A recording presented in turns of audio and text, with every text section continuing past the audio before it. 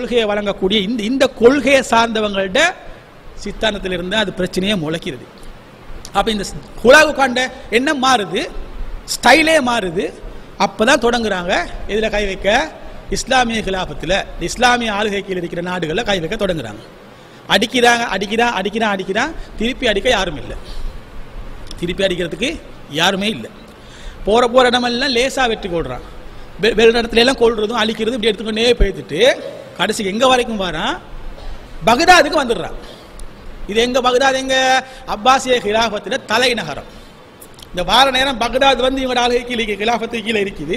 மற்ற நான் சொன்ன அந்த வேற எம்பையர் இந்த சாம்ராஜ்யங்கள் வேற தனியாக இருக்குது. அங்கேயும் அடிக்கிறான், இங்கேயும் அடிக்கிறான். பகதாதுக்கு வந்து அவனுக்கு எந்த அளவு வெறி ஊட்டப்பட்டிருக்கிறான்னு பார்த்தா பாருங்க.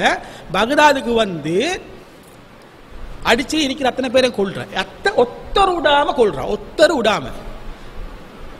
வரலாற்று ஆசிரியர் சில பேர் சொல்றாங்க எப்படின்னு கேட்டா, அந்த யுத்தம் நடந்து முடிஞ்சதுக்கு பிறகு அந்த பகதாத் நகரம்